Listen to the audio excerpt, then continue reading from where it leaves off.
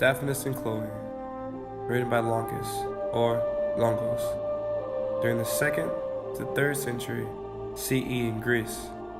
Daphnis and Chloe is considered the first Hellenistic pastoral prose romance novel, combining the farm life of pastoral literature and the cliché romantic poetry of the Hellenic age. Longos is an ancient Greek writer of whom we know very little about.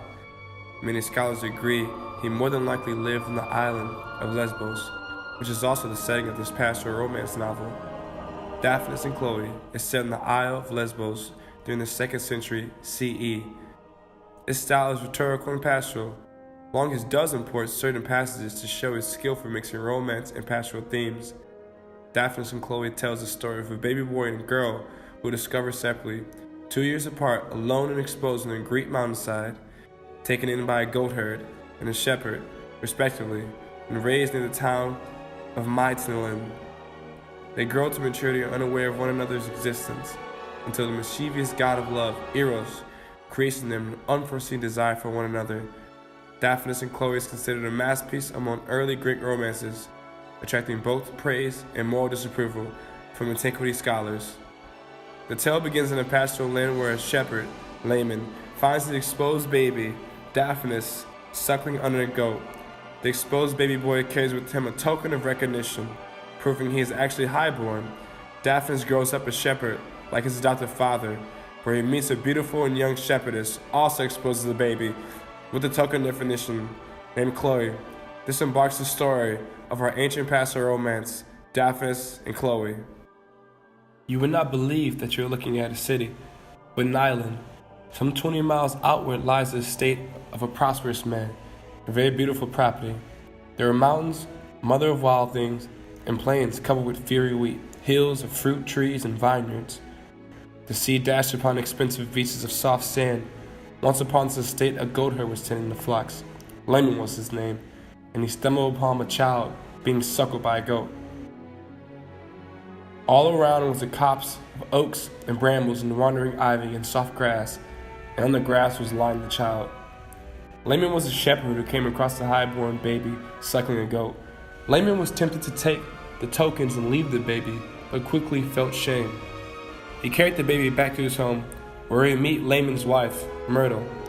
They discussed the baby boy and named him Daphnis. No less than 2 years later, something of similar fate occurs to a shepherd named Dryas, which is where we meet our second protagonist, Chloe. A sheep who had recently given birth kept going into the cave. She looked lost. The ewe was acting like a human mother, giving her breast in a plentiful flow of milk to a child who was not crying, but greedily suckling. Moving her pure and fair mouth from one teat to the other, the child was a girl, infant, whose swaddling clothes lay beside her, along with a girdle interwoven with golden threads, saddles gilded with gold, and golden anklets. Just like Laman, Dryas carried the child back to his home, where he and his wife, Nate, discussed the child and named her Chloe. Then Dryas and Laman, during the same night, both saw the same sort of dream. They dreamed that the nymphs, the ones in the cave, where the spring gushed and Dryas found the infant, were entrusting Daphnis and Chloe to a capricious and beautiful infant boy who had wings on his shoulders and was carrying little arrows in a little bow. The boy touched them both with one arrow and ordered that for the future the boy be tend to the herd and goats and the girl the flocks of sheep. Dryas and Laman were upset by what they had seen. Would the children turn out the goat herds and shepherds? For this, and their swaddling clothes promised so much better of an outcome and future. Laman and Dryas both dream of simple and modest life for the newfound children, but aspire of something more for them.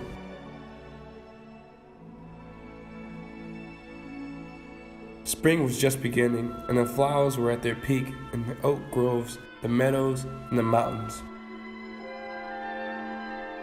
Already there was the drowning of bees, and the singing of dulcet birds, and cappering of newly born sheep.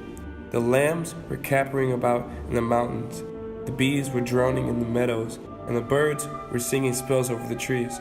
A marvelous time of year cuddled everything in this embrace, and the tender youths began to imitate those they were listening to. Hearing the singing birds, they began to sing. They were grazing their flocks near one another and did everything together. They shared their milk or wine, whatever there was to drink, and the food they brought from home, they pooled in a common store. You would sooner see the animals apart than Chloe and Daphnis. While they were playing, Eros sent in their way something serious, a mother wolf from the neighboring field seizing many sheep. During the night, the villagers gathered together and began digging broad, deep pits. They scattered the dug up dirt far, wide, and stretched long, dried-out poles across the gaping hole. Even a rabbit running there would break the poles, dry and fragile as they were, and everyone would soon know that it was not real earth, but an imitation.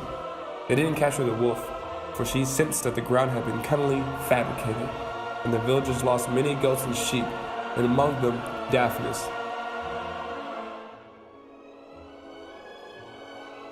Daphnis had become angry with one of his goats and chased after it with a club. While in his anger he didn't notice a pitfall set for the wolf, and he fell into the pit, along with the sheep, who broke his fall. Chloe came to rescue Daphnis from the pit, along with the herdsman. Once Daphnis was rescued, Chloe offered the sheep to the herdsman as payment, or sacrifice. After Daphnis was out of the pit, he was covered with dirt from head to toe. Chloe suggested he bathe before going back. This was the beginning of Chloe's deep love for Daphnis. So Daphnis, accompanied by Chloe, went to the cave of the nymphs. He gave his cloak and wallet to Chloe for safekeeping, while he stood in the spring and washed himself. To Chloe, watching him, he seemed beautiful. She thought the washing had made him beautiful, since just then he seemed beautiful for the first time. When she was washing his back, his flesh seemed soft, so that, on the next day, when they arrived at the pasture, Daphnis sat down at their usual oak stump and began playing his pipe. Chloe sat nearby and looked over her flock of sheep, but she gazed more at Daphnis. He seemed beautiful to her. She persuaded him to bathe again. As she watched him washing, she gazed upon him and touched him, and admiring him, she left, and that admiration was the beginning of Eros.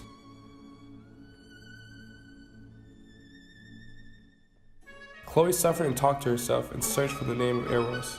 But Dorcon, the goat herd, who drew Daphnis and the sheep out of the pit, knew all about the name and the workings of Eros. Right from the day he felt amorously toward Chloe, and the more time passed, the more he became inflamed in his soul. He scorned Daphnis, a boy he could get rid of by bribes or force.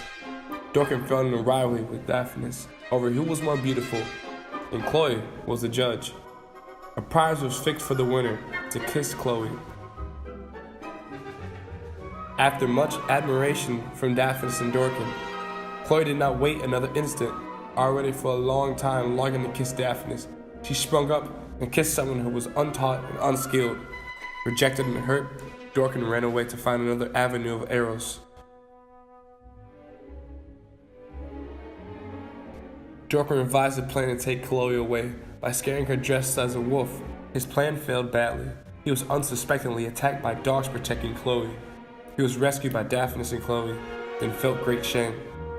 While he was playing his pipe at midday and the flocks were seeking shade, Chloe slipped into slumber. Daphnis noticed and, putting his pipe down, looked her all over and quietly whispered, "What eyes are these sleeping? What mouth is breathing out and breathing it? Not even apples and wild pears equal her mouth. I'm afraid to kiss her. The kiss stings my heart and drives me mad like new honey. I shrink from kissing her, for fear of waking her up." When late autumn was in full bloom, Carthaginian pirates landed near the fields. They disembarked and began plundering everything that came into their hands. They drove off cattle from Dorcon's herd. They even captured Daphnis as he wandered, distraught, along the seashore. Chloe came down and ran to help a bleeding and half-dead Dorcon. Dorcon saw Chloe and spoke his last words, and gave Chloe his pipe in return for a dying kiss. Chloe picked up the pipe and played the melody loudly.